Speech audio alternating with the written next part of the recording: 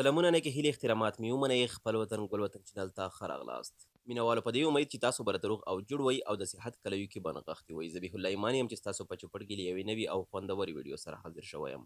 محترمو لیدونکو او مینهوالو په تېره ویډیو کې ما درته د بکسونو په وړه یادوري کړې وه تاسو ته ما ټول بکسونه در وپېژندل چې د موبایل د سافټویر لپاره کوم بکسونه په درد باندې لاګي او کوم بکسونه په چر کېږي نو هغه ټول نومونه ما درته ښیلي وو نن درته د سامسنګ بکس کې کار کوم کوم بکس چې د سامسنګ موبایلو لپاره دی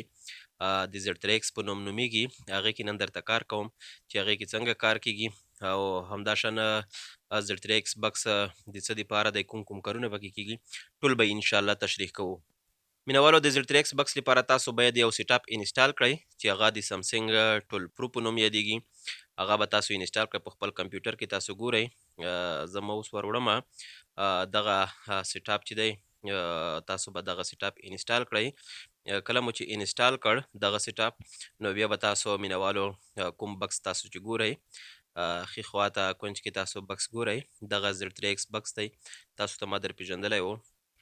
دغه کیبل چې ده د دوه خولې لري یوه د کمپیوټر یو اس بي ده چې کمپیوټر ته یې داخل کې او دوهم چې ده دوهمه یو اس بي بیا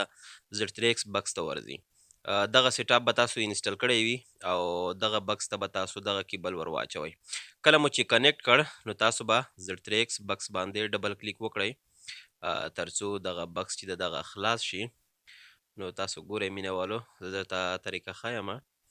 ډبل کلیک به تاسو په زد 3 ایکس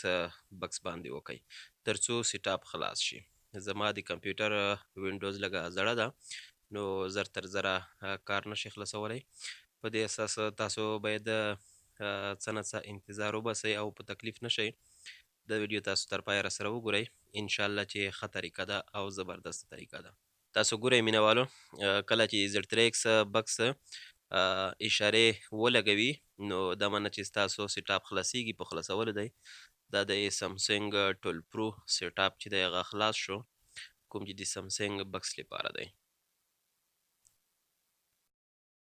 دا د مینوالو بکس خلاص شو نو د بکس کې بیخي زیات کارونه کیږي په راتلونکي ویډیوګانو کې به د دغه بکس یو آپشن تاسو ته وایم تاسو ګورئ دغه آپشن دی دغه هر یو آپشن بیله بیله تشریح کوو چې دا څه کار کوي او دغه ګورئ دغه آپشن کې بیا نورې آپشن دي دغه آپشن به هم تشریح کوو همداشان تاسو ګورئ دلته دغه آپشن چې ده همداشان مینوالو تاسو ګورئ دغه آپشن دي دغه آپشن به هم تشریح کوو او دغه آپشن ګورئ دی کې زیاتې آپشن دي دغه به هم تشریح کوو او همداشان دغه آپشن به هم تشریح مینوالو تر بلې ویډیو تاسو له موږ سره اوسئ تر څو بله ویډیو ستاسو لپاره چمتو کوم دا چې زه بیا حاضرېږم تر ښه یم په پاک رب سپارم دی الله